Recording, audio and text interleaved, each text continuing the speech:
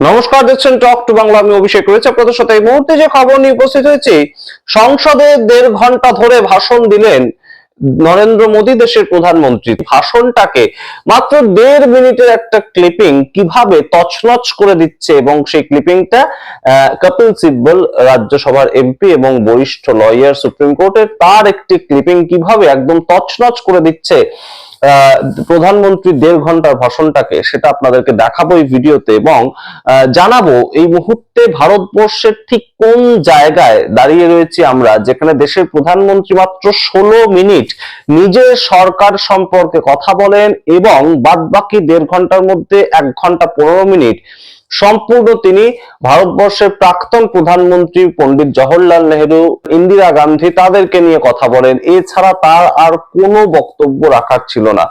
আসল বক্তব্য রাখার বিষয়টা ছিল যে দেশের রাষ্ট্রপতি যে ভাষণ দিয়েছে তার জন্য তার পক্ষে দাঁড়িয়ে একটা বক্তব্য রাখা, কিন্তু সেইখানে একদম সরাসরি ভারতবর্ষের প্রধানমন্ত্রী রাজ্যসভায় চলে গেলেন, এবং রাজ্যসভায় গিয়ে 1.5 ঘন্টা ধরে যা বক্তব্য রাখলেন তার বিশেষ একটা সারমর্ম আমরা, বিশ্বাস করুন, ফাস্ট ফরওয়ার্ড করে আমরা ভিডিও দেখার চেষ্টা করেছি, কিন্তু দেখতে খুব একটা বুঝতে পারিনি যে কি সম্বন্ধে তিনি বক্তব্য রাখতে এসেছিলেন এবং কি সম্বন্ধে কোথা থেকে কোথায় তিনি চলে যাচ্ছেন।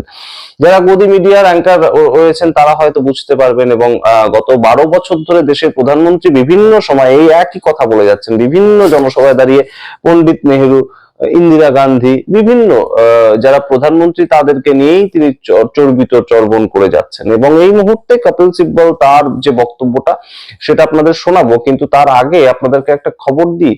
যখন দেশের প্রধানমন্ত্রী গত পরশুদিন দাঁড়িয়ে 1.5 ঘন্টা ভাষণ দিচ্ছেন, সেদিনকারই খবর, দিল্লিতে রাস্তা খোঁড়া হয়েছিল, এবং রাস্তা খোঁড়া হয়েছিল সেখানে অবশ্যই অবশ্যম্ভাবী যেটা ঘটনা ঘটে, সেখানে চাপা দেওয়া ছিল না, এবং সেই চাপা দেওয়া না থাকার জন্য, কোনো ধরনের কোনো বোর্ড না থাকার জন্য, এক যুবক সেখানে বাইক নিয়ে পড়ে যান, এবং বাইক নিয়ে পড়ে গিয়ে গত পরশুদিন তার মৃত্যু ঘটে। সেটা দিল্লির খবর, দিল্লি রাজধানী শহর, এবং সেখানে ডবল ইঞ্জিন সরকার চলছে। সেখানে দিল্লি মিউনিসিপাল কর্পোরেশন, সেটা বিজেপি জিতেছে, এবং দেশেও বিজেপির সরকার চলছে, এবং রাজধানী দিল্লি হচ্ছে ভারতবর্ষের রাজধানী, সেখানকারও পর্যন্ত এই ধরনের ঘটনা ঘটছে। কয়েকদিন আগে আপনাদের মনে থাকবে নিশ্চয়ই, ইন্দোরে একটি ছেলে একইভাবে মারা গিয়েছিল, একদম গর্তের মধ্যে পড়ে গিয়ে। প্রায় সে 2 ঘন্টা ধরে বিভিন্ন মানুষজনকে ডাকার চেষ্টা করেছিল, কিন্তু কোনো মতেই তাকে ওঠানো হয়নি, এবং পরবর্তীতে তার মৃত্যু হয়। তো এই ঘটনাগুলো কিন্তু ঘটছে দেশের মধ্যে, যখন দেশের প্রধানমন্ত্রী শুধুমাত্র পণ্ডিত জওহরলাল নেহেরু, ইন্দিরা গান্ধী, তাদের কি কি দোষ ছিল, তারা কিভাবে দেশ চালাতেন, সেটা নিয়ে চর্চা করছেন। গত পরশুদিন দেশের প্রধানমন্ত্রী যখন বক্তব্য রাখেন, তখন তিনি বক্তব্য রাখতে গিয়ে একটি খুব গুরুত্বপূর্ণ দলিল তুলে ধরেন। কি দলিল? তো সেটার মধ্যে তিনি বলেন, পণ্ডিত নেহেরু, তাকে একবার জিজ্ঞাসা করা হয়েছিল যে আপনি তো দেশের প্রধানমন্ত্রী, তো দেশের এই মুহূর্তে আপনার কাছে কতগুলো সমস্যা রয়েছে, সেটা ইন্দিরা গান্ধী ব্যক্ত করছেন, এই ঘটনাটার কথা ইন্দিরা গান্ধী ব্যক্ত করছেন, সেটাই দেশের প্রধানমন্ত্রী বলেন। তো তখন পণ্ডিত নেহেরু বলেছিলেন, আমার কাছে এই মুহূর্তে 35 কোটি সমস্যা রয়েছে, এবং তৎকালীন সময় ভারতবর্ষের জনসংখ্যা ছিল 35 কোটি। এর পরবর্তীতে প্রাইম মিনিস্টার হন ইন্দিরা গান্ধী, এবং তখন তিনি বলেন, এই ঘটনার কথা উল্লেখ করে পণ্ডিত নেহেরু, যে তখন বলেছেন 35 কোটি, আমি এখন দেশের প্রধানমন্ত্রী, এখন আমার কাছে সমস্যার সংখ্যা হয়ে দাঁড়িয়েছে 57 কোটি। देश के लोगों के बारे में नेहरू जी और इंदिरा जी की सोच क्या थी, मैं उसके विषय में बताना चाहता हूं। इंदिरा जी एक बार ईरान गए थे, और ईरान में वो भाषण दे रही थी, और उस भाषण में उन्होंने नेहरू जी के साथ जो बातचीत हुई थी उसका उल्लेख किया। खुद ने कहा है, उन्होंने कहा, और मैं जो इंदिरा जी ने कहा था उसको कोट कर रहा हूं, जब किसी ने मेरे पिताजी से पूछा, यानी नेहरू जी से पूछा कि उनके सामने कितनी समस्याएं हैं, तो उन्होंने उत्तर दिया था 35 करोड़। नेहरू जी ने जवाब दिया था कि उनके सामने कितनी समस्याएं हैं, बोले 35 करोड़। उस समय हमारे देश की जनसंख्या थी 35 करोड़। अब आगे देखिए, 35 करोड़ देशवासी नेहरू जी को समस्या लगते थे। ऐसा कोई मुखिया हो सकता है क्या जी? और इस बात का उदाहरण देते हुए इंदिरा जी ने आगे कहा कि आज देश की जनसंख्या 57 करोड़ है, इसलिए मेरी समस्याओं की संख्या भी उतनी ही बड़ी है। यानी पिताजी को 35 करोड़ समस्या वाले देशवासी लगते थे, अब 57 करोड़ उनको समस्या। कोई ऐसा हो सकता है जो अपने ही देशवासियों को समस्या माने? আপনারা শুনলেন দেশের প্রধানমন্ত্রীর বক্তব্য, এবং এই মুহূর্তে সবচেয়ে গুরুত্বপূর্ণ বিষয় যেটা, আপনারা কি মনে করেন যে এই 35 কোটি বা 57 কোটি যে সমস্যার কথা পণ্ডিত নেহেরু বা ইন্দিরা গান্ধী বলেছিলেন, সেটা কিসের ভিত্তিতে বলেছিলেন? মানুষকে সমস্যা হিসেবে দেখিয়েছিলেন নরেন্দ্র মোদী যেটা বলতে চাইলেন সেটা, নাকি প্রত্যেকটি মানুষের একটি একটি করে সমস্যা রয়েছে? প্রত্যেক মানুষ, দেশের মানুষ মানে সে গরিব হতে পারে, বড়লোক হতে পারে, মিডল ক্লাস হতে পারে, প্রত্যেকেরই কিছু না কিছু সমস্যা রয়েছে। সরকারের থেকে যে কাজটা সে পেতে চায়, কারো চিকিৎসা জনিত সমস্যা, কারো শিক্ষা জনিত সমস্যা, কারো কর্মসংস্থান জনিত সমস্যা, কারোর বাড়ি নেই সেই ক্ষেত্রে সমস্যা, প্রত্যেকেরই কিছু না কিছু সমস্যা থাকতে পারে। এবং ভারতবর্ষ তৎকালীন সময় কিন্তু ভারতবর্ষের ইকোনমিটা সেই পর্যায়ে যায়নি, সবে ব্রিটিশরা ভারত ছেড়ে গিয়েছে, এবং সেই সময় দেশের প্রথম প্রধানমন্ত্রী হয়েছিলেন পণ্ডিত জওহরলাল নেহেরু।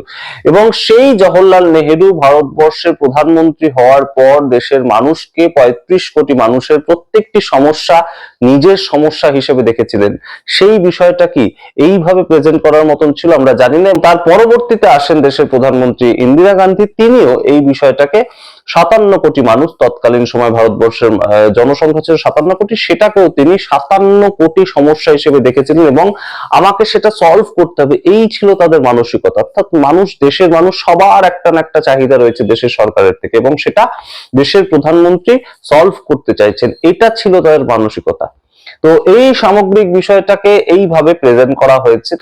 তো তার উত্তর দিয়েছেন কপিল সিব্বল, আপনাদের সেটা দেখাচ্ছি। কিন্তু তার আগে একটা কথা আপনারা ভাবুন তো, দেশের প্রধানমন্ত্রী, প্রথম প্রধানমন্ত্রী পণ্ডিত জওহরলাল নেহেরু, তিনি ব্যারিস্টার ছিলেন সেই সময়, তিনি বিদেশ থেকে পড়াশোনা করে এসেছিলেন, এবং তিনি চাইলে কি পারতেন না বিদেশে গিয়ে প্র্যাকটিস করতে? তিনি চাইলে পারতেন না ভারতবর্ষে থেকে প্র্যাকটিস করতে?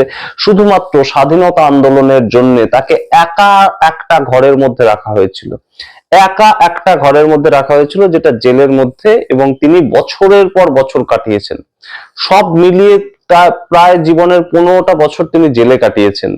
তো সেই দেশের প্রধানমন্ত্রী সম্পর্কে কথা বলতে গিয়ে দেশের বর্তমান প্রধানমন্ত্রী যদি এইভাবে বিষয়টাকে প্রেজেন্ট করেন, তাহলে সেটা ভারতবর্ষের ইতিহাসকে অবমাননা করা নয়?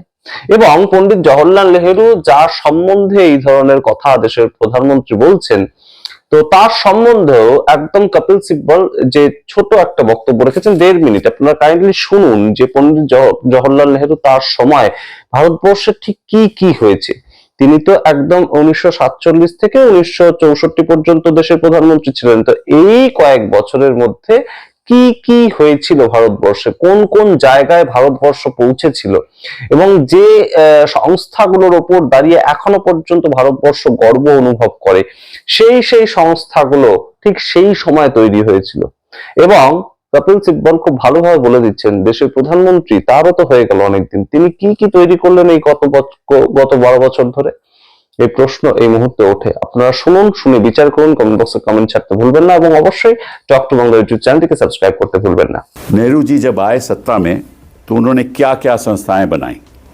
Indian telecom industry, Bhakra dam, Damodar valley corporation, Hirakud dam, Hindustan machine tools, Bharat heavy electrical, Hindustan shipyard, Bharat petroleum, heavy engineering corporation, Indian oil corporation, Hindustan antibiotics, Hindustan insecticides, Nagarjuna Sagar dam, national military development corporation, national building and construction corporation, Indian drugs and pharmaceuticals limited, fertiliser corporation of India, shipping corporation of India, Hindustan electronics, Bharat earth movers, सब 1960 में इनका गठन हुआ।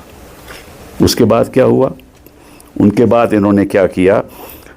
Indian space research ISRO बनाया, national physical laboratory बनाई, national chemical laboratory बनाई, national metallurgical laboratory बनाई, all India institute of medical sciences का स्थापन हुआ, नेशनल इंस्टीट्यूट ऑफ वीरोलॉजी बनाया, डिफेंस DRDO बनाया, और नॉलेज एरिया में इन्होंने साहित्य अकेडमी का गठन किया, संगीत नाटक अकेडमी का, नेशनल स्कूल ऑफ ड्रामा का, ललित कला अकेडमी का, national council for applied economic research का एंड इंडियन स्टैटिस्टिकल इंस्टीट्यूट का, ऑल सेट अप।